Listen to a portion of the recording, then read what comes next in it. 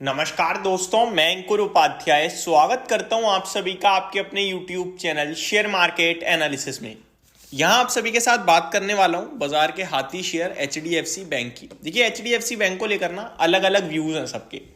एक वो बंदा है जो कह रहा है यार ये स्टॉक इस भाव से तो खराब नहीं लगता, और दूसरा वो बंदा है वो कह रहा है कि ये स्टॉक चल ही नहीं रहा, पैसा बना ही नहीं रहा, मैं इसको क्यों लूं। इसके विपरीत मेरे पास जो और ऑप्शंस हैं मैं उनमें शिफ्ट हो जाता हूं। एग्जाम्पल के तौर पे आईसीआईसीआई बैंक।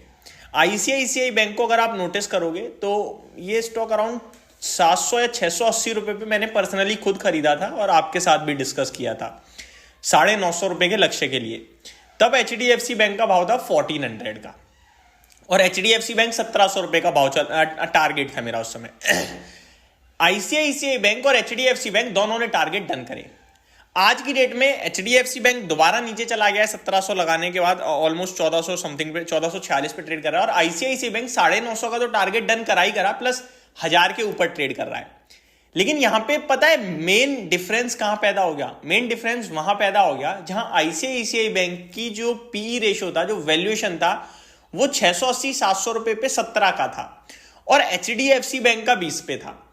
आज की डेट में एचडीएफसी बैंक जब वो 1400 वाला शेयर 1440 पे है और आईसीआईसीआई बैंक 680 वाला 1000 के ऊपर है, तो आईसीआईसीआई बैंक के वैल्यूएशन 20 से ऊपर नहीं गए हैं, नीचे हो गए हैं।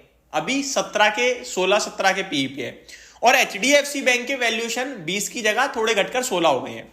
तो ये जो डिफरेंस है, पता है क्या कह रहा है? कह रहा है आईसीआईसीआई बैंक शेयर तो बढ़ गया लेकिन वैल्यूएशन कम हुए हैं, यानी कि आईसीआईसीआई बैंक की प्रॉफिट बहुत दमदार रहा है, इसलिए शेयर का प्राइस बढ़ा है। यहां से भी बढ़ने की दम रखता है क्योंकि आईसीआईसीआई बैंक तो वैल्यूएशन वाइज तो आपको कंफर्ट ही दे रहा है, वो तो कंपनी की कमाई बढ़ी है तो शेयर का प्राइस ऊपर चला गया है। वहीं एचडीएफसी बैंक कह रहा है इनका तो कुछ हो ही नहीं रहा, ये तो वैल्यूएशन भी मार्केट इन्हें सस्ते देने लगा है और इनकी कमाई भी वहीं की वहीं है, ऐसा कुछ कहने की कोशिश कर रहा है।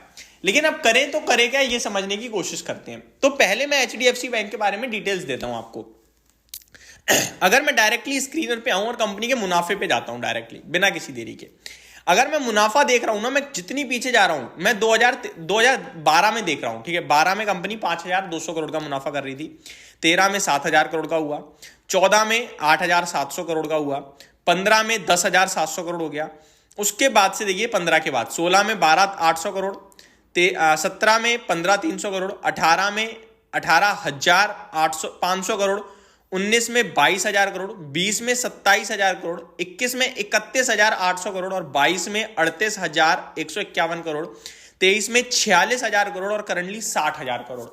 तो यार ग्रोथ में तो कोई कमी दिख नहीं रही मुझे, ग्रोथ तो सिंपल अभी भी आ रही है। वो 5000 करोड़ का मुनाफा 60000 करोड़ में बदल गया है, तो कंटिन्यू ग्रोथ है स्टॉक में, शेयर का प्राइस नहीं चला है, केवल एक चीज दिख गई। अब मैं दूसरे रेशोज पे आता हूं।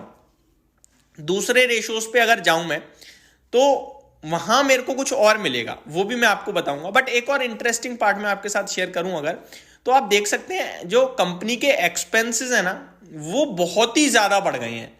लाइक 63,000 करोड़ से बढ़कर सीधे 1,32,000 करोड़ हो गए हैं, डबल से भी ज्यादा हो गए हैं। और कंपनी में ना अदर इनकम का रोल 89,000 करोड़ पे पहुंच गया है, जो लास्ट ईयर तक लगभग आपका 33,000 पे था। तो ये सारी चीजें हैं। बाकी अगर मैं एक इंपॉर्टेंट चीज बताता हूं, वो होता है कंपाउंडेड प्रॉफिट ग्रोथ। वो कंपनी की 10 साल की 21% है, 5 साल की 20% है, 3 साल की 19% है और बीते 12 महीने की 35% है। यानी ग्रोथ तो है, लेकिन शेयर का प्राइस 10 साल में 16% की कैगर से बढ़ा है, 5 साल में 7 कैगर की, 3 साल में -3% है और 1 साल में -13। तो यार एक चीज है कि शेयर का प्राइस नहीं चला है, कंपनी तो अच्छा कर रही है। तो क्या ये लेने का मौका है? तो मेरे को जवाब मिल गया है, हाँ जी लेने का मौका है, क्लियरली है। लेकिन वहीं उन लोगों के लिए है जो धैर्य रख सकते हैं, जो पेशेंस रखना जानते हैं, उनके लिए है। क्योंकि भैया 2 साल से हम सबको यही लग रहा है कि एचडीएफसी बैंक लेने का मौका है, लेकिन चल नहीं रहा है। बाकी का बाजार डबल कर रहा है पैसा, लेकिन ये स्टॉक नेगेटिव ही जा रहा है। तो अब क्या करें क्या ना करें, अपने आप में सबसे बड़ा सवाल है। बट मेरे को लगता है कि कंपनी के क्योंकि फाइनेंशियल्स अच्छे दिख रहे हैं, प्रॉफिट है, तो आज नहीं तो कल शेयर का प्राइस चलेगा। वहीं अगर मैं पीई रेशियो देखूं तो 5 साल के लोएस्ट पॉइंट पे मिल रहा है, इनफैक्ट 10 साल के लोएस्ट पॉइंट पे पीई मिल रहा है। अब पीई भी अगर बढ़ गया ना तो ऑटोमेटिकली कंपनी का शेयर का प्राइस भी बढ़ जाएगा। जो अभी करंटली 16 के पीई पे है, ये स्टॉक 24 और ऊपर में लगभग 34 के पीई तक गया है। समझ रहे हो बात को? तो कैंडिडेट तो ये 3-3.5 हजार का है, जाने के लिए वहां भी जा सकता है, लेकिन कब जाएगा किसी को नहीं पता है। तो जो बैठा रहेगा लेके वो पैसा बना लेगा। एक बात समझ लो कि ये जो 10-11 लाख करोड़ का मार्केट कैप है ना, ये 10-11 लाख करोड़ का नहीं, ये 20 लाख करोड़ का होने की दम रखता है, और वो होगा भी इवेंचुअली। बट 2 साल लगेंगे, 3 साल, वो मुझे और आपको पता ही नहीं है, क्योंकि बीते 2 साल से हम तो यही सोच रहे हैं चलेगा, बट चल नहीं रहा है। तो लेके बैठे रहो, और जिन पे है वो भी बैठे रहो। प्रॉफिट में तो कोई दिक्कत आ नहीं रही है, कभी एलडीआर हो जाता है तो कभी कुछ हो जाता है तो कभी कुछ हो जाता है, लेकिन प्रॉफिट में दिक्कत नहीं आ रही है। शेयर का प्राइस नहीं चल रहा है, बस एक चीज तो क्लियरली दिख गई है। बाकी और कंपनीज अगर थोड़ा ज्यादा अच्छा जाना चाहते हैं तो आईसीआईसीआई बैंक, एसबीआई बहुत अच्छा कर रहे हैं, प्रॉफिट भी आ रहा है, शेयर का प्राइस भी ऊपर जा रहा है, बट अपने एक्चुअल वैल्यू पे ट्रेड कर रहे हैं वो। प्रॉफिट आएगा, शेयर का प्राइस ऊपर जाएगा, लेकिन एचडीएफसी बैंक प्रॉफिट तो है लेकिन शेयर का प्राइस यहां है, तो इतना तो गैप छूटा हुआ है अभी। वो गैप फिल करने का फिर संग चलेंगे ये। तो ये मेरी तरफ से आपके लिए एक डिटेल वीडियो थी, होप आपको सारी चीजें समझ में आ गई होंगी। Thank you so much for watching this video. Have a great day guys.